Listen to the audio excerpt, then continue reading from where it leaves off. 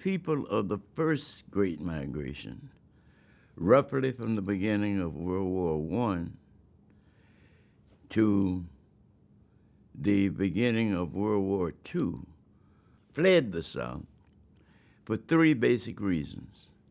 One, to be able to fight back if they were attacked by an organization like the Ku Klux Klan. At this time, the Ku Klux Klan is murdering, killing by the thousands these aggressive Negroes, these niggers, male and female.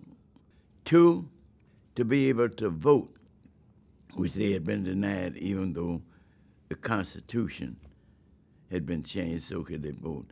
And to get better education for their children. Since they had lived in urban community types, sometimes they had to walk 2 miles to get to a school, one house school, that only had all the children that were blacks, and they had walked past white schools that they could not attend to. My mother was glad to encourage my father, because she had relatives here already, to come to Chicago. In 1941, the Brotherhood of Sleeping Car Porters, under the leadership of A. Philip Randolph, publicly threatened a march on Washington if those Negroes coming from the South were not given equal opportunities for jobs. There would be a demonstration. Franklin Delano Roosevelt issued an executive order making segregation in job opportunities that were sponsored or supported by the government, that those could no longer be segregated positions.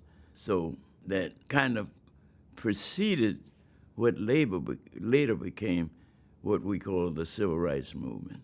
I was living in Gary, Indiana, teaching at Roosevelt High School, and I saw this handsome young man on television from Montgomery, Alabama, theming an idea of I'm tired. And he articulated in specific ways the feelings that I had carried with me most of my life. And I had heard my mother and father and grandma talk about slavery. I had experienced discrimination personally, even before I had gone to the Army. So and then my experiences in the Army had helped to really push that feeling of tiredness. You see, I had seen Buchenwald in Europe, where human beings were destroyed systematically of all kinds, gypsies, African Americans, poor Jews. To be in Europe, how could you be so dominant that you can condemn people whose skin color's like yours, who happen to be just different because their religious beliefs are different? That is control, biological, physical, military, political control. So I jumped on an airplane and went to Alabama, to Montgomery, where the bus boycott had been taking place.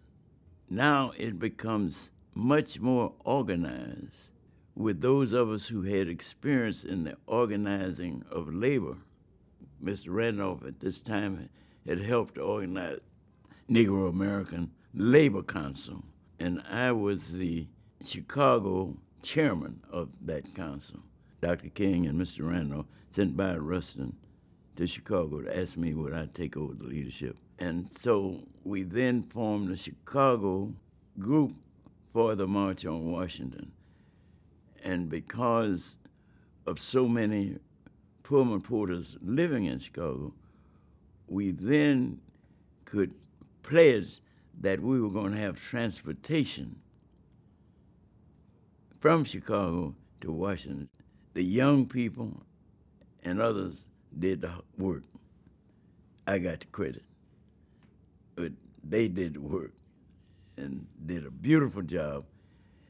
One of the guys on our bus was Studs Terkel, and he did some recording. Mahalia Jackson was on our bus. We had thousands of people from Chicago that went to Washington for the March on Washington. And then when Dr. King was introduced by Mr. Randolph, I Have a Dream speech, which still I carry in my memory. His eloquence had opened the door. Dr. King was offered all kinds of opportunities. If you stop doing that, we'll make you the president of this agency, that agency. And of course, when they couldn't stop him that way, couldn't bribe him, then they found somebody that would stop him another way. It's the Dr. King's, not necessarily the physical sacrifice, the attitude that have brought changes, positive changes, in this world that we live in. Our attitude was to make this world a better world for you, make it better for yourself and for your children and grandchildren who will have to share the attitude so that you can prepare other generations attitudinally to get into the struggle to make this world a better place to be.